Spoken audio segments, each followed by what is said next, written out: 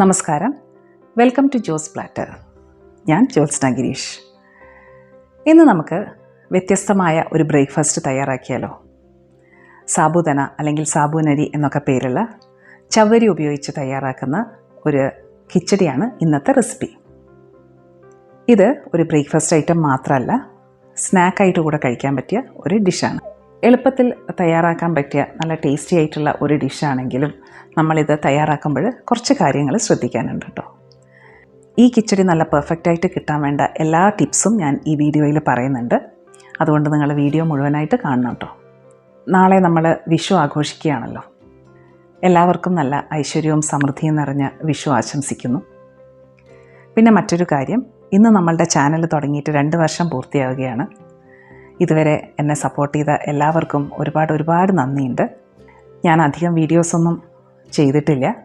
ഇനി മുതൽ കൺസിസ്റ്റൻ്റായിട്ട് വീഡിയോ ചെയ്യാൻ പറ്റുമെന്ന് പ്രതീക്ഷിക്കുന്നു. അപ്പോൾ നമുക്ക് റെസിപ്പി കണ്ടാലോ.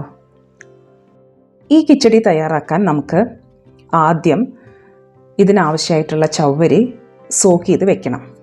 അപ്പോൾ അതിനുവേണ്ടി ഞാനിവിടെ 1 കപ്പ് ചവ്വരിയാണ് എടുത്തിരിക്കുന്നത്. ഇത് മീഡിയം സൈസിലുള്ള ചവ്വരിയാണ്. ഇനി ഇത് നമുക്ക് നന്നായിട്ടൊന്ന് കഴുകിയെടുക്കണം. ഇതിൻ്റെ സ്റ്റാർച്ച് മുഴുവനായിട്ട് കളയണം. ഇല്ലെങ്കിൽ നമ്മൾ കുക്ക് ചെയ്യുന്ന സമയത്ത് ഇത് തമ്മിൽ ഒട്ടിപ്പിടിക്കും. ഞാനിപ്പോൾ ഈ ചവ്വരി ഇതിൻ്റെ സ്റ്റാർച്ചൊക്കെ പോകുന്നത് വരെ നന്നായി കഴുകി വെള്ളമൊക്കെ വാർത്തെടുത്തിട്ടുണ്ട്. ഇനി ഇതിലേക്ക് നമുക്ക് ഇത് സോക്ക് ചെയ്യാൻ ആവശ്യമായിട്ടുള്ള വെള്ളം ഒഴിച്ചു കൊടുക്കാം.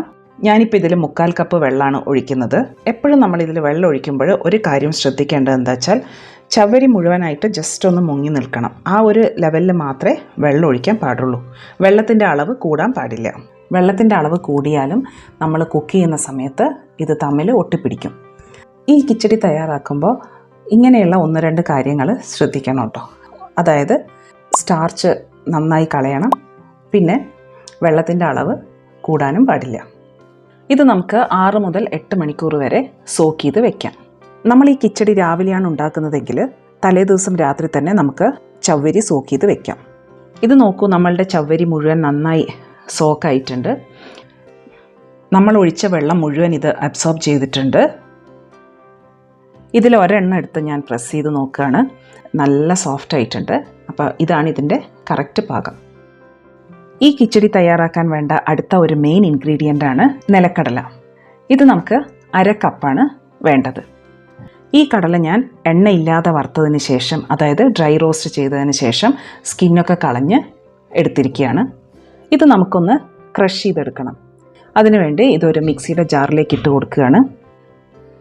അടുത്തത് ഇതിലേക്ക് 3 പച്ചമുളക് കൂടെ ചേർത്ത് കൊടുക്കാം. ഇനി ഇത് നമുക്ക് പൾസ് ബട്ടൺ ഉപയോഗിച്ച് ക്രഷ് ചെയ്തെടുക്കാം. ആദ്യം ഞാൻ 2 സെക്കൻഡ് നേരം മാത്രം ഒന്ന് പ്രസ് ചെയ്ത് കൊടുക്കുകയാണ്. ഇത് ഇത്ര പൊടിഞ്ഞിട്ടുണ്ട് ഇപ്പോൾ. ഇനി നമുക്ക് വീണ്ടും ഒരു 1-2 സെക്കൻഡ് കൂടെ പൊടിച്ചെടുക്കാം. ഇത്രയും പൊടിഞ്ഞാൽ മതി. ഇതിലിപ്പം കുറേശ്ശെ പീസസും ഉണ്ട്, പിന്നെ ബാക്കി കുറച്ച് പൊടിഞ്ഞിട്ടുമുണ്ട്. ഈ ഒരു പാകത്തിൽ മതി.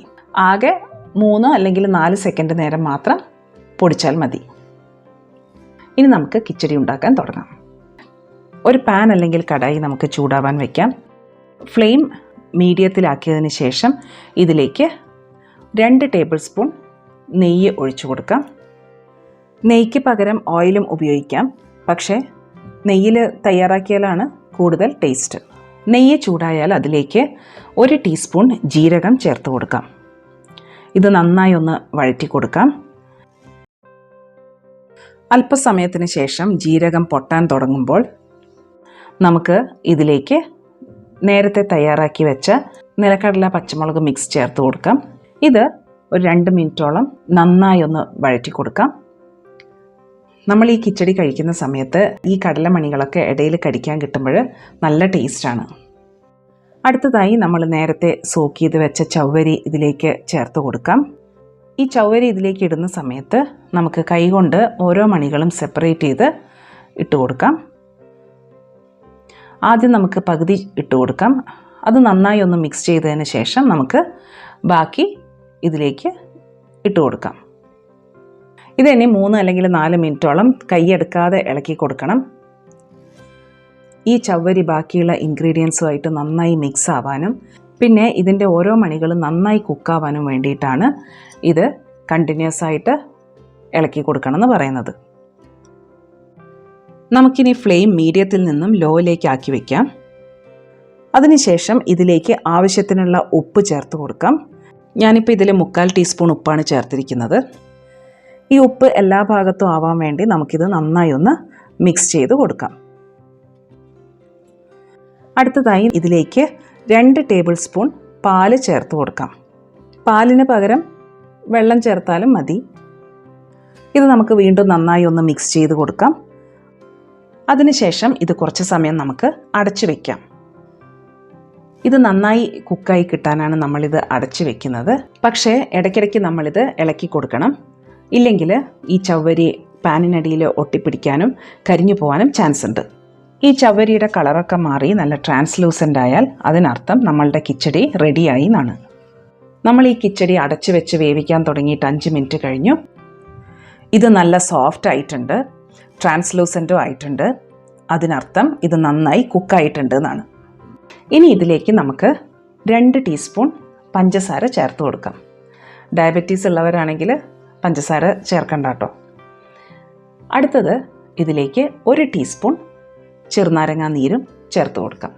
പഞ്ചസാരയും ചെറുനാരങ്ങാ നീരൊക്കെ ഓപ്ഷണലാണ് കേട്ടോ, വേണമെങ്കിൽ ചേർത്താൽ മതി. ഇത് നമുക്ക് നന്നായി ഒന്ന് മിക്സ് ചെയ്ത് കൊടുക്കാം. അവസാനം ഇതിൻ്റെ ടേസ്റ്റ് ഒന്നുകൂടെ കൂട്ടാൻ മല്ലിയില ചെറുതായി അരിഞ്ഞത് 1/4 കപ്പ് ചേർത്ത് കൊടുക്കാം. അതിനുശേഷം ഇത് ഒന്നുകൂടെ നന്നായി മിക്സ് ചെയ്ത് നമുക്ക് ഫ്ലെയിം ഓഫ് ചെയ്യാം. ഇതാ നമ്മളുടെ സാബുദാന അഥവാ ചവ്വരി കിച്ചടി റെഡി ആയിട്ടുണ്ട്. ഇത് നോക്കൂ, ഈ ചവ്വരി മുഴുവൻ നല്ല സോഫ്റ്റ് ആയിട്ടുണ്ട്, നല്ല പാകത്തിന് കുക്കായിട്ടുണ്ട്. ഇവ തമ്മിൽ ഒട്ടിപ്പിടിച്ചിട്ടൊന്നുമില്ല. നമ്മൾ എടുത്ത വെള്ളത്തിൻ്റെ അളവ് കറക്റ്റ് ആയതുകൊണ്ടാണ് ഇത് ഒട്ടിപ്പിടിക്കാതെ ഇങ്ങനെ സെപ്പറേറ്റ് ആയിട്ട് കിടക്കുന്നത്. അല്പം മധുരവും പുളിയും എരിവും പിന്നെ മല്ലിയിലയുടെ ഫ്ലേവറും ഒക്കെ വരുമ്പോൾ ഇതിനൊരു പ്രത്യേക ടേസ്റ്റാണ് കേട്ടോ. ഈ കിച്ചടി ഇതേ അളവിൽ തയ്യാറാക്കിയാൽ 2 പേർക്ക് കഴിക്കാൻ പറ്റും. ഈ റെസിപ്പി നിങ്ങൾ എന്തായാലും ഒന്ന് ട്രൈ ചെയ്ത് നോക്കണം. എന്നിട്ട് നിങ്ങളുടെ ഫീഡ്ബാക്ക് തരാനും മറക്കരുതേ. അപ്പോൾ നമുക്ക് മറ്റൊരു വീഡിയോയുമായിട്ട് വീണ്ടും കാണാം. Till then bye. Thank you.